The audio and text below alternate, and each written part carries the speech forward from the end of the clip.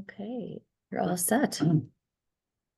Okay, well, we can call this meeting of the CDA to order here at 8:00, whatever it is, 2 on Tuesday, July 30th. Well, so the only agenda item we have today is, well, when was that, last week? 2 weeks ago? I can't remember when we met with, our sole responder. Last week. Last Yep. week, yeah. Mhm. So actually, everyone in this room, except for you, Bill, we met with the one respondent that we had to our RFP for helping us identify new sites for potentially moving the DPW facility. And we had a very good meeting. And I think it was unanimous in that discussion in that meeting that we would recommend Colliers to the board for helping the village, or at least moving forward with figuring out, I'm gonna say this right, we're recommending that we have the board look at and consider our recommendation of using Colliers to represent us to locate a new potential site. Correct. For the DPW. Correct. But the topic of this meeting will be separate. It's a different topic. This is for village-owned parking lots. Oh, Yeah, it's okay. Well, there's a lot of different moving parts. so we're doing a separate RFP for that? So, correct. All right, now I'm really confused. So Okay. right, so All right. this are, right, you've been engaged in both processes, so there's. So we're not recommending, we don't have to do a formal recommendation of. We will. Colliers? Oh, Well, but the okay. CDA doesn't need to make that formal recommendation. Oh, The board let that RFP and the process, you just participated as the chair of the CDA and a real estate background. okay. Mhm. All right, So, hi, good morning. This is just to approve this RFP for the. so this is just to redevelopment. approve this. Correct, so there was the, there was the request for us to come forward with an RFP that we could provide out to the public regarding the three village-owned parking lot sites that we have, which are off-street. And so what this proposal does is primarily give almost like a pre-start to the developer. It allows the developer to obtain feedback from the village. So they submit something, we have it reviewed and ranked by the CDA and the board. And then based upon that ranking and who submits, the developer has the option to file an application in the process we actually already have set up for purposes of public assistance that was approved in 2021. So it's hyperlinked, so it's not a whole lot of new process, but we never actually used that public assistance application because we haven't had people make any requests for purposes of whether either TID funds or funds for affordable housing. And then after that time period and the ranking happens, it's the developer's choice. And then what we also set up is following the initial interviews, that RFPs could then be submitted on a rolling basis. So because we want to let people know that we're open to review and provide feedback, and then they'd go through the same process of interview with the CDA and village board and obtaining feedback that's non-binding. So in some, because yeah, I'm happy to answer any questions with regards to the wording, but there are a couple of key takeaways from this RFP. One is that everyone should know that the submission of the proposals will follow the already approved policy 40, with the exception of step 1 that requires the developer to do a short presentation not to exceed 15 minutes in front of the board and CDA, village manager, planning and development director, and allows us to rank, and provide feedback to what we think of their concept. Following completion of that, the applicant again can choose whether they want to proceed with the phase 1 public assistance application. If the proposed project isn't consistent with zone, whatever those zoning requirements are, they need to know that they're going to proceed, acknowledging that in the initial interview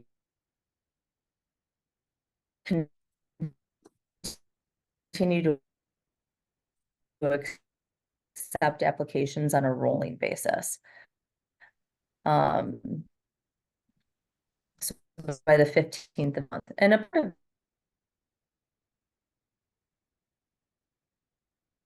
of that is really because we don't, I, I'm sorry. You're, part about the calendar.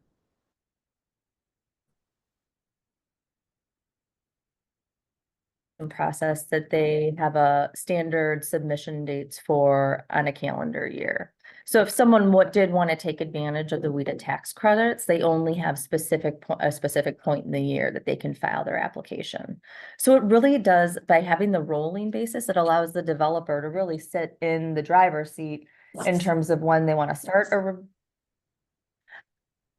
a review. I don't know who is Liz on the call, but would you mind muting?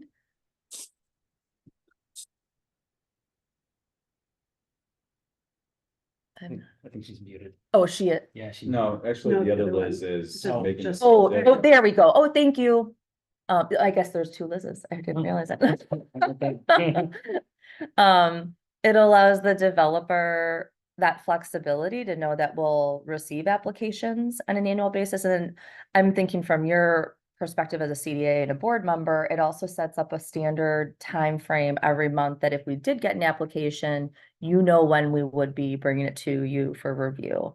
And that would be, I want to say it's on the first Monday of each month at 5:30 PM prior to a regularly scheduled village board meeting. So if there was an application that came in, Bart and I are going to go through our processing of that, and then we would notify everybody that that's when it would come up for review. It just kind of standardizes.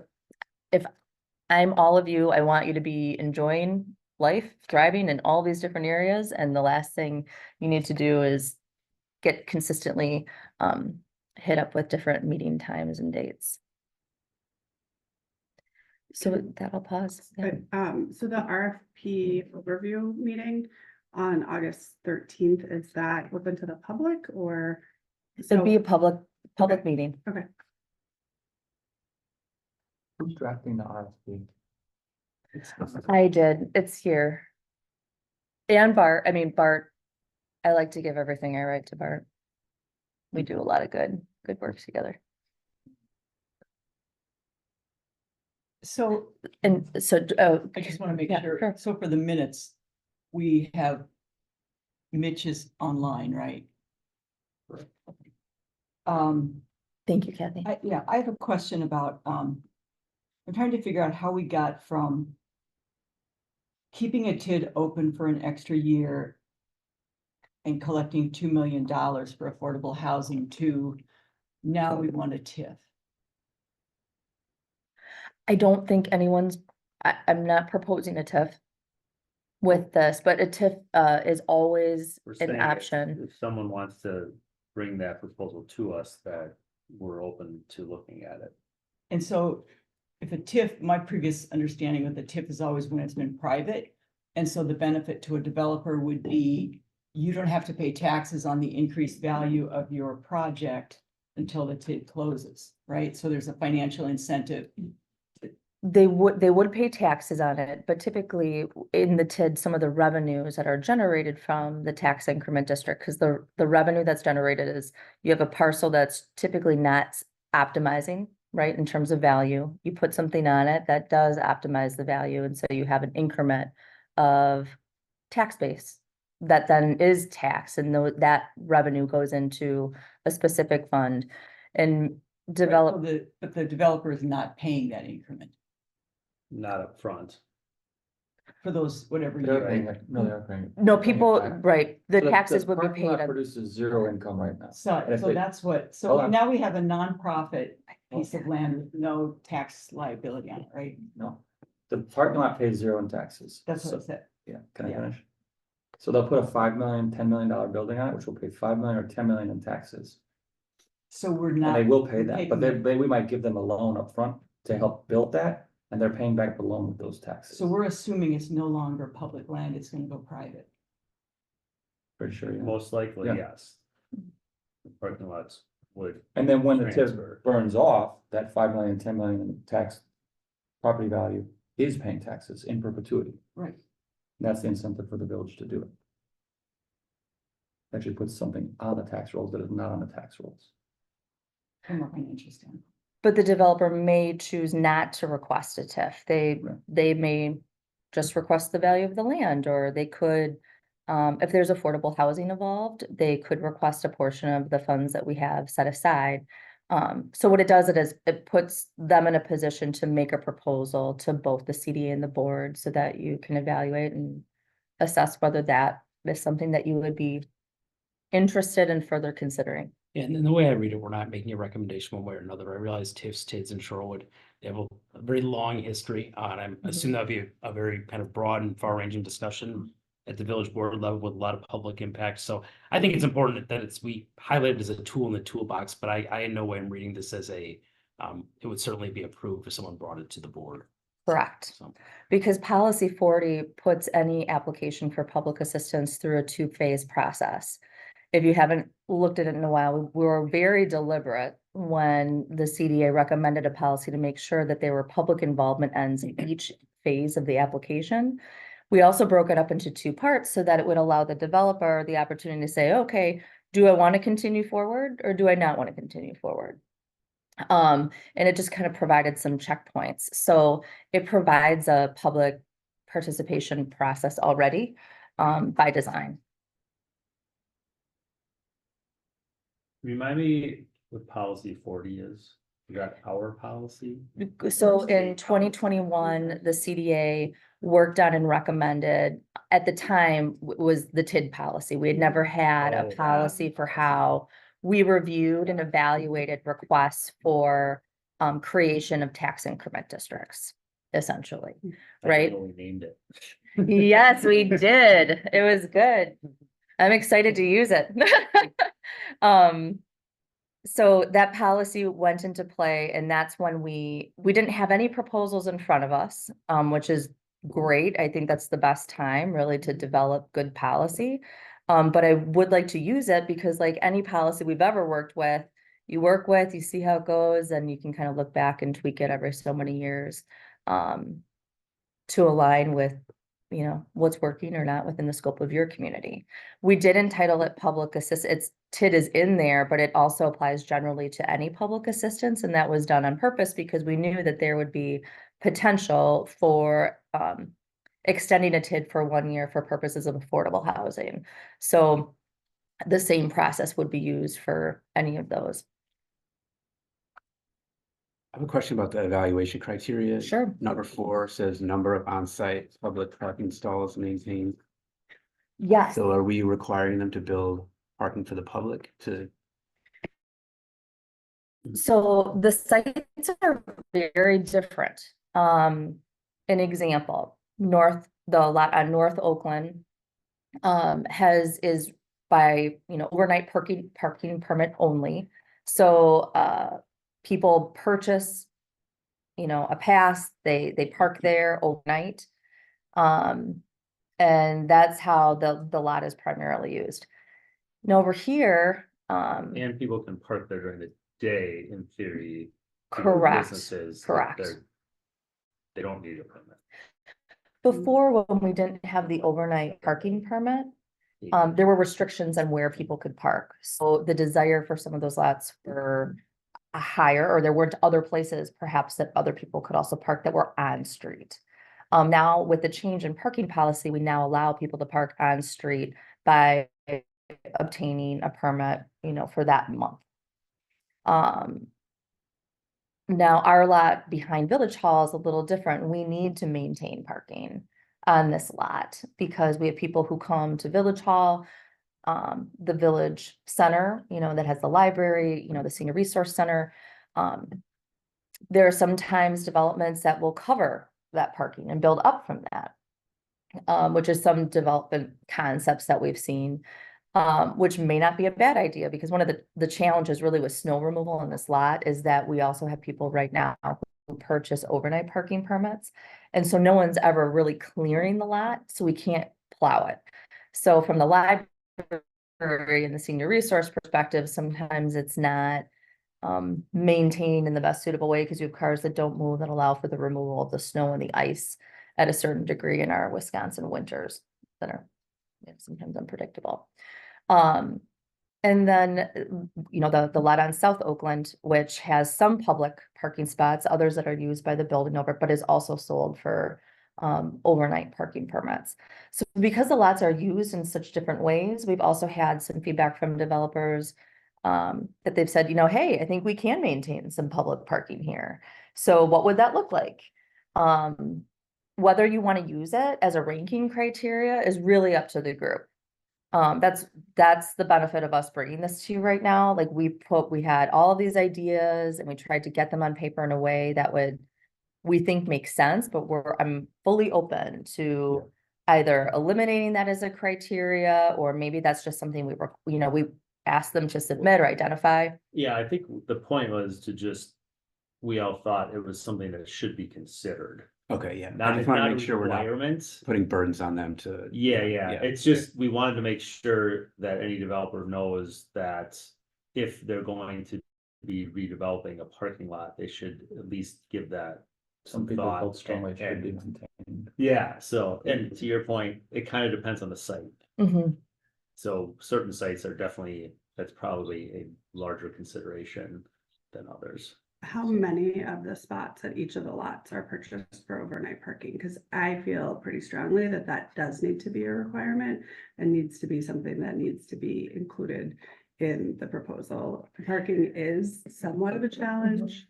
And if there's, if There's 46 off-street parking permits here at Village Hall, what- 49 off-street parking permits in North Oakland, and 20 South Oakland. So you um, feel that those parking spots should be maintained in addition to any new spots that are required for a development? yes, That's not gonna happen. I mean, if you're. There's not gonna be enough, there's not gonna happen. You'd have I to mean, I go think- 3 stories deep I mean, I and think, look at underground like, to make that work. the light horse. And I understand what you're saying, but, like, we made parking, as an option there. I just think like if there's, 49 people that are parking in a lot, where are they gonna go when that's gone? Street, Where? on the street. I know, but like, if, I think all that is, over the Who are, village. I would ask too, who are those people, and is it the responsibility of the village to provide them parking? I think it services the privately owned apartment buildings next Correct. door. And if Right. if people want to move in there, it's a walkable community, that's what people love about Shorewood. I can see both sides of this. argument. I think it's really hard to sit here and say, we are doing this because we want affordable housing. But then there's like somebody who maybe needs a car to get to their job because Milwaukee does not have great public transportation. There's nowhere for you to park. We have pretty I- accessible I think public that that's transportation. really. I think that that's I really would- I would- hard. I would push back on that statement that Milwaukee has poor public transportation. And who is that? This is, This is that's Mitch. Mitch. I use Oh. public transportation to get to work every day. Mhm. It does go to- And for those of you who are on the call who aren't aware, Mitch Upling, he is a member of the CDA and participating remotely in the discussion today. So the reason why I'm pushing back is I think we want to be careful about saying things like we have to maintain all the parking spots that we have. Otherwise, if we say something like that, none of these spots, well, at least like the one on North Oakland, it's not going to get developed because you can't build, you wouldn't be able to build any sort of significant building there, provide parking to those new tenants and also maintain what would be the equivalent of parking structure or parking lot. It just, Or you'd maintain them and build an apartment building with no parking. right, either, yeah, which we don't allow. I mean, at the end of the day, I kind of view it as a balancing act. I see both sides of the argument here. I think it just kind of depends on what we see. Maybe we see something that, maybe we don't see anything that we're comfortable with and we don't move forward. But I mean, I think these are discussions that we're gonna have to have down the line. Right, Agreed. and that's my point is I don't want us to think about putting things like that in to the RFP, because then we're gonna get no responses, because a developer's gonna look at that and say, well, this is silly, like how are we going to develop an apartment building and also maintain 50 parking spots when we're putting in 30 units and we need 25 units on For their top. profit margin. For their profit margin, otherwise they won't do it. But Correct, we live in a society that makes money. so, I mean, So, yeah, development needs to make money. to that point, I think it's good that it's in the RFP, you know, that we're considering the number of parking spaces maintained. I think we want to keep our considerations as broad as possible. I mean, we have no idea what we're gonna see here, so. Yeah, and someone could, I mean, I foresee a situation where someone could do maybe they do a minor study to see who those people are. Who are those, where are they, where would they park? How many spots within 2 blocks are occupied on the streets overnight, which I live right here.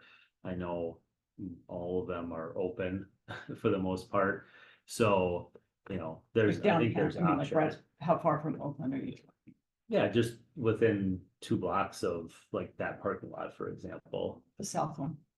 the north North one. one. Yeah, that's what I'm most familiar with, because I'm out walking my dog at 5 and 6 a.m. and I see who is and isn't occupying street parking spots for the most part, There's- but yeah. Yeah, and there's plenty of parking spots by my house that's near the north lot. I could easily walk to that north lot if So one of the reasons why you see it listed as an evaluation criteria is really because it's a topic, right? It comes up in the conversation. So we wanted to make it easier for like to just say to the developer, let us know, right? What if you're maintaining any public or not, and then it kind of pulls it out, so it makes it easier for you guys to see where it comes in the scope of their proposal. And then to Wes's point, how you evaluate that as a group is really the group's choice. But if you don't want to see it as if you don't want to pull it out in that way, we could always just list it within the scope of what they deliver. It's a topic of conversation. It's the number one thing that people tend to talk to me about when we talk about this. I have a question about why is this a constant process instead of this is a deadline, this is when we're done, do you have an idea or not, bring it to us. Why are we making this? I get the feeling that we're desperate to help developers do this. And I'm, are we that concerned that nobody's gonna come forward just because no one has come forward since we closed the TID? That we're just really bending over backwards because we're so desperate to get someone to come forward with an idea. I think, so this is a great question. It's one that we talked about a lot in putting together this proposal. Initially, it was, one and done, right? And then there was that genuine concern of, So what would you hey, say it was one? and one done? RFP, one deadline, one interview, Okay. one ranking. And then, in talking to some other people who we've been, whether it be T. Gwaley Smith or who also has had rolling timelines for all of his grant applications that have been out there for, his group at the CDA. Really kind of balancing, okay, well, it actually provides some predictability, because the reality is you may evaluate proposals and rank them, and you may not have a developer submit an application. They may go through the first step with you and hear feedback and not choose to move forward with phase 1 application. And if they don't, that's okay. There's a process set up that everyone, not only like from my perspective, I get more process oriented because I want to be able to communicate with Bart's department and more importantly with the public. I'm like, here are when the deadlines are, here is if someone does come in, here's when that process will You mean start the to be reviewed. developers? No, the public. primarily, right? So what we want I mean, and this is how I've typically worked, is to provide for predictability, right? We don't need to be anything for someone to guess at. Because one question that came up from people who responded to the manager's memo on this proposal was, well, what's the timeline gonna be? What does this look like? Right? So if nothing moves forward, we can always have those standing dates as well as for all of you. And people can just know how we're going to take in the proposal, review it, and how all of you are gonna convene and then respond. This seems like an awfully heavy lift for our staff. I mean, Teague Whaley Smith has a whole staff. I think that with the number of people that we've got and the staff and the things that we've got before us right now as a village, we should put it out there once, make a deadline and, or 6 months, but to have this like every month, okay, someone decided to put in an offer. Wow, we should all get together and look at it. I don't know why. I think it's too big of a lift. I don't think it's necessary. I think we could do it, wow, we're rushing this through September 12th. There's been a lot of complaints that we're dragging this out for forever. I mean, Well, it's, well, there's a we're lot of rushing perspectives. everything. I mean, You- what you- staff are you speaking for on behalf of? I'm fine getting, I mean, the village has said this is, I'm volunteering here. I'm happy to come once a month. It's not a burden. I don't, you're not speaking on Do you my wanna behalf. share we- any thoughts? Yeah, I think maybe, good point. Let's ask staff. I mean, the policy exists as it is anyway. Someone could apply tomorrow with or without the Right. RFP. So, I mean, we as staff will balance what we need to do. I mean, everyone knows what we're working on and we'll shift things around as we have to, but I mean, as the planning director, I've agreed to work within this village, which has this policy that allows people to apply to use public assistance, so. Yeah, and if it is too big of a burden, we'll We'll let tell you you. know, we'll tell you, you know, you need an extra week or we're gonna Yeah. pause this or something, I don't know, but as I'm seeing it now, I don't have a problem with this. Yeah, I mean, wouldn't we have the option to come in and just say, we're done with this process, what's in the hopper? The RFP says that the village can Right. change dates as we need to, so. In order to get you guys the information that you asked for, right, in terms of like, what could this look like? I think this process should work. We do get staff capacity issues. I mean. I we get don't, that. I don't deny that, that's for Mhm. sure, and we Yeah. try to be as We're waiting for the bike and ped and the parks thing. August is what I. Yes, this was If- actually logistically, so that's kind of moving, right? So there was that consideration when we went through timeline. And balancing, but if there is a concern, we will tell them. Yep, that bike plan was always due drafted in August, and so Mhm. that is still, and then I can hopefully roll into some additional projects, so. Is there a date that it's gonna be ready? Before I go on vacation on August 24th, I believe I'm giving it to the bike pen committee, correct? I'm just saying, we get pushback about staff capacity, and so Yep. this is, I appreciate it. Yeah, so now we can do this 23rd. every month. Well, We're you're bending over assuming that backwards. we're going to be doing it. I don't view this as, you keep saying bending over backwards. There's a process that has to be done. The village has identified, this is something we want to do, let's do it. I mean, it is, Yeah, it's a little bit of work. and I'm I volunteering. would I don't definitely mind take issue with phrasing it that way, because that. Oh, I'm standing by my words. Bending over backwards. Noted. What I think we have to all remember here, and this is from the very beginning when we started talking about this process, is we wanted to make sure that the development community knows that Shorewood is open for business. And that we are going to be reasonable and we are going to be helpful. And we want projects done in the village. As a chair of the CDA, that is very important to me to make sure that everyone understands that and knows that. Now, when it comes down to evaluating proposals, we need to take all comments into consideration. We need to have a very transparent process and everything else. But I don't want to cut ourselves off at the knees by not making it easy for people to submit proposals, evaluate proposals, and give the development community time to do that. So if you think about your own household, you have a budget, you have projects that you're doing, sometimes you put things off. Same thing holds true for any business and any developer. if we put an actual timeline on just one date for someone to come in and develop 3 of our parcels, it's very probable and logical that we're gonna miss out on potentially other developers who aren't quite ready at that moment to make a proposal. Maybe they're finishing up a project, maybe they, are waiting for interest rates to change, which is an issue and could be changing significantly over the next 12 months. So this is why I feel like this is a great strategy to have this sort of rolling deadline, because what you end up with is potentially more thoughtful proposals, because people are, one developer might be ready to go today because they're looking for a project. Another developer may not be ready for 6 months.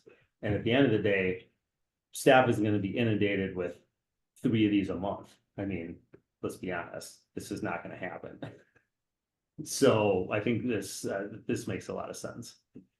That was actually my question was, I mean, what do we anticipate that number to be? Like, and maybe I'm wrong to assume this, but I think 3 would be probably quite high. And so. A month, yeah. Right, like I We're think, talking about maybe 1 every other month, maybe. like, I think we'll have some on that first deadline, but then I would anticipate that maybe there's 1 to review. I don't. If we I think get that's 3 or right. There's gonna be one competent submission in this whole if we got process. 3 or 4 in this Correct. whole process over the course of a year, I would be ecstatic. Well, it takes resources to put together an RFP Right. response. I mean, it Right. just takes time and money. So Yes. yeah, I would assume that then we're not going to just see a tidal wave. So I guess my thing though is, if you're going shopping, isn't it better to have everything on the shelf in front of you at the same time and saying, oh, on Tuesday, I saw that I really liked, and then on Wednesday, I was like, oh, that looks really good. But then Friday, I saw something I liked even better. Hey, are you missing something when you don't? Like, what if we made the deadline in February and so there was 6 months and then you could literally see? Same issue. What I just said is you wanted the same issue, but in reverse. So, someone might be ready to do something now. But, so in the meantime, they find another project to take up their time and energy and resources. So I don't see any downside to this, basically. So, well, I do have a Maybe- question. I'm yeah, I thinking- was gonna say, maybe we can move on to anything else. Yeah, so what's Questions on the Associates in Commercial Real Estate Program? Why is that so significant that it's listed as a criteria? Is this the one at Marquette? Yes, this is the acre program. So other than boosting the Marquette attendance in this program, why, I mean, there's all kinds of real estate programs. Why are we, So this one is specifically designed for people of color. And training people in the real estate area to provide them with opportunities to learn these skills and go on to develop to foster intergenerational wealth. so Really, it's only to be in that program, you have to be a person of color? yeah, I mean, I don't know if there's, you can't, I've never, That's primarily why what it's for, but I there. don't know if it's exclusive. Yeah. I would think that given the recent Supreme Court case that Marquette would Yeah. roll that back. Yeah, they can I'm not making a value judgment one way Yeah. or another there, Right. but I'm just saying that I think. Mhm. Okay, and I was concerned about, so you talked about transparency. So as soon as someone submits something here, can this be put on the village website? Can we start a tab that says affordable housing? Here's what came in this week. I know we have in here that will not be opened up in public. I'd like to know why. Is there a reason? Cool. So, well, anything that comes forward, you would have it as a part of that public meeting with the CDA and the board. So from my perspective, it just goes into the packet with the staff report. Could it be made available to the public sooner? Like when the It depends deadline on our passes, timing the and deadline ability is to review. proposal due September 6th. Can we have that on the village website then? Within whatever's reasonable for staff capacity to do.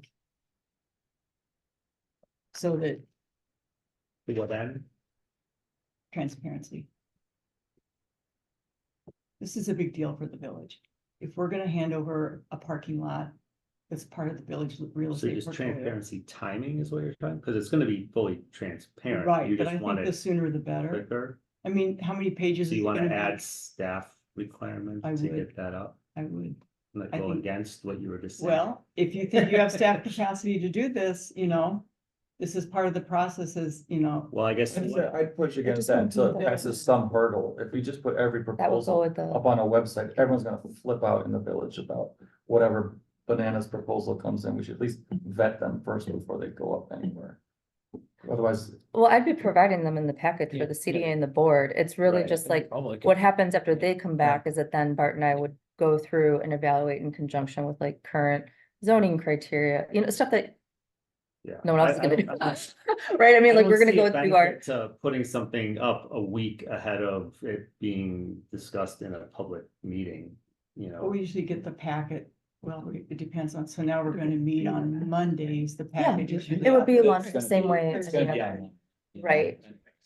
Yeah, Packet, so. Yes, the public essentially sees it at the same time we see it, right? correct. It's not really- right?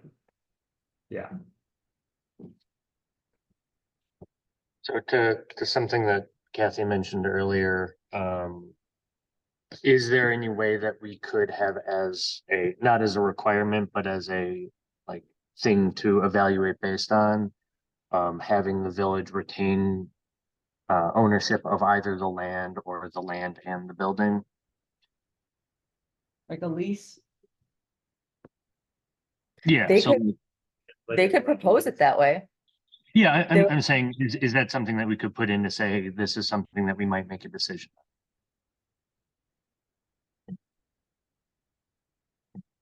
Additional evaluation criteria, sorry. That's it. An additional evaluation criteria, is that what I'm hearing? Yeah. Yeah. Like, I think, from what was said earlier, it's unlikely that any developer would go that route, but if a developer is willing to go that route, I think it would be something good to be able to decide on. And to make it clear that that's something that we would be interested in. So if we own the land, it's not gonna be taxable. Correct. That's, kind of the point. yeah. I'm um, not sure we would want to necessarily have that situation, but I would need more than. What are our Maybe. responsibilities then to the land, right? Like, so are we responsible for, anything that happens in that land? That seems to really. Like Hubbard Park. complicate- it'd be like a land contract, but I would, Law. I'd Yeah, want right, the, if something happens taxable that value. we Responsible. Yeah, Just- I'd like Yeah. Hold on, Simple. hold on. Is the goal of this to provide affordable housing, or is the goal of this to make tax revenue? Because if the goal is to make affordable housing, having control of the land is an effective way of pursuing affordable housing. Because then we have more control over what happens on that property. so within policy 40, affordable housing is one of the values. I'm Also sorry, outlines, you're breaking up. I didn't catch what you said there. Could you repeat? so in policy 40, affordable housing is one of the values that we relay. But there are others such as environmental sustainability, Senior housing. senior housing. There are other things that we put in there. So the developer really chooses whether or not they want to have affordable housing as a part of their application.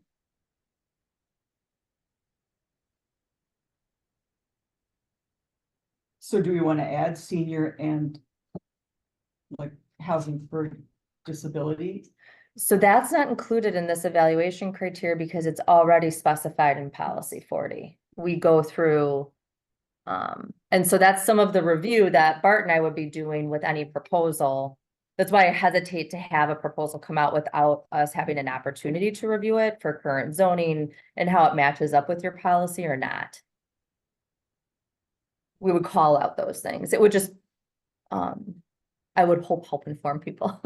So you would, so just so I'm clear, you and Bart would review that proposal before the meeting on the, Mhm. whatever that is, just to make sure that it's meeting all of policy 40's. We would review it, qualifications. no, we would just review it in conjunction with it to say, and not just the policy, but. Because some of that's gonna be value-based and we don't make those decisions. That's a policy Right, decision. right. But we would identify for you, what does. Check that mark or not, and then Mhm. also review it for relevant zoning criteria and. So you know, basically you the would review it ordinances. so that you can give us. You can make the overview. policy decision. Yeah. Yeah. So like, yeah, you would normally do in a meeting. Right, it would be typical to a meeting memo that we would do for any other type of development going to the planning commission or other item. And so let's say, for example, someone decides they want to put affordable housing on the south lot, the South Oakland lot. Because of our comprehensive or commercial zoning update. Correct me if I'm wrong here, the part on the street front has to be retail, restaurants. According to the zoning code that we approved, you have to have. I don't believe that site is zoned mixed use. I'd have to double check. But we do have sites on Oakland Avenue that are zoned exclusively for residential or office development.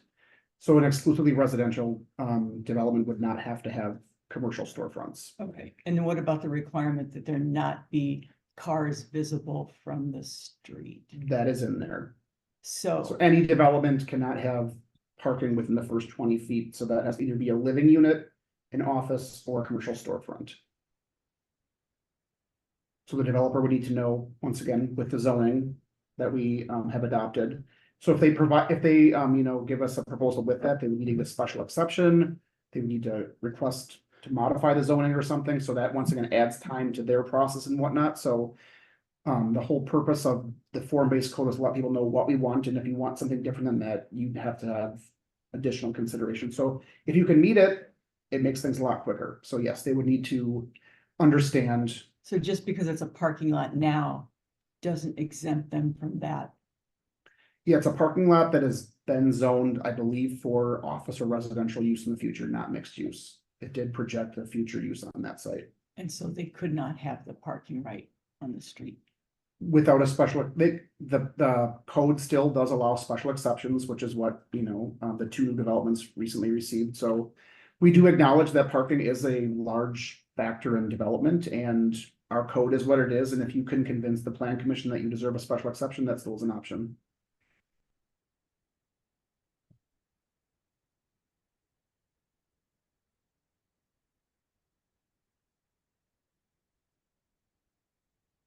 There was some discussion during the village board CDA meeting several weeks ago about the possibility of approaching a community land trust. Is that something that we've just completely gone away from, or is that something that is still something we're interested in?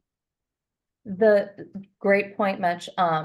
One of the this meeting was gonna come first, and then at a future meeting, we were going to invite in the Milwaukee Land Trust and that, and how that might look. So it doesn't preclude land trust, but I wanted to kind of separate them for purposes of meetings. Just so when we had featured guests here that we could maximize use of their time. Yeah, I was thinking that because their strategy is to retain ownership of the land. Like that's how a lot of their works. And so I was wondering if input from them would give us a clearer understanding of how that might be beneficial. I'm sorry, what did you say their model is to what? Retain? Retain ownership of the land.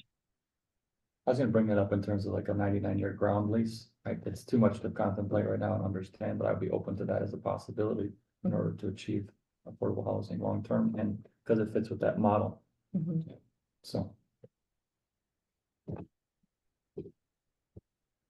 Buy 5 houses for $400,000.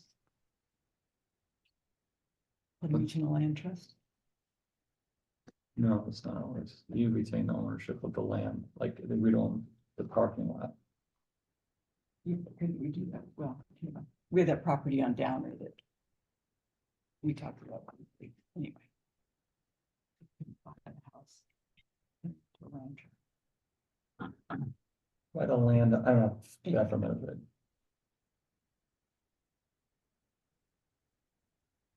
All right, so Rebecca, you are looking for us, are we? Are we doing, do we need a, I would, motion. I would like a motion from this group, and then if there's, you know, if there's anything that you want to modify within this, you know, getting that consensus of the group. I motion we approve the request for proposals as is. Second. any other last minute discussion? I'm gonna vote no, just because I don't favor the rolling. Okay. So why don't we take a vote? Anyone else? So I. Aye. Aye. Are you saying all, asking for all in favor? Yeah. Oh, aye. Sorry. Aye. Anyone opposed? Okay, Mitch, what about oh, you? sorry, Mitch, No, aye. okay, And then, Wait, it says no. Yeah, Wait, unfortunately, which- it's Yeah. confusing. Which way are you? Mitch, could you actually just state aye, yay or nay? Oh, yay. Yeah, okay. The Midwest, yeah, no. Oh, Right. yeah. Cause it's all like translated, so at first it said no, and then it said yay. Now it says, oh yay, exclamation mark. Whatever, we'll figure it out. Yeah, yes, I'm in favor of submitting the proposal. Okay. And just selfishly, because you're all here and this will save me an email, Mhm. September 6th at 8 AM, but I think we always meet a little bit later because it's school at that point. Would typically be like a regularly standing meeting. So I wanted to gauge your availability for the 6th, and if not the 6th, the 13th, only because I'm then gonna connect with Milwaukee Land Trust to see when they're available. Obviously, the best thing would be if we could keep with the schedule that's on the website. Sure. Which is the first Friday. Yep, Yeah. I think we just have typically done it at 8:30 8:30 or 9. or 9 depending because of on the school start. General. So you guys tell me. What? 9 for me would be better. Yeah, I 9. would take 9. Okay, that's what has, okay, 9 works. just wanted to make sure, like to check in. The 6th. Yeah, so I'll aim for that, but if that is not when Milwaukee Land Trust is available, then you'll hear from me. As an alternative date, would the 13th, the following Friday, work at 9? I prefer As that. well. I could probably do it, but I Does prefer not the, work for me. I will be Okay. out of town on the 13th. And you prefer the 6th? I prefer the 6th. Yeah, Sorry, I should have finished my thought. okay, well, let's try to make the 6th work, and if not, then you'll get a doodle. And I always appreciate when you guys take your doodles. Okay, Is there a special election today? Yeah, Village Center. One This- individual. constitutional amendment, Wisconsin, important. No turnout election. Was there anything else? Oh, Rebecca? This is, yeah, this, Yeah. 13. Sorry. no, there's no other business, so there's a motion to adjourn. Okay. Motion to adjourn. So moved. Thank you. Second. Oh, sorry. Oh my God. Don't we? Second. Aye. Yeah. Aye. That's fine. Then that be- All right. I Right. Thank everybody. Yeah. everybody. Thank you, Mitch. Yeah. I don't know what's going on.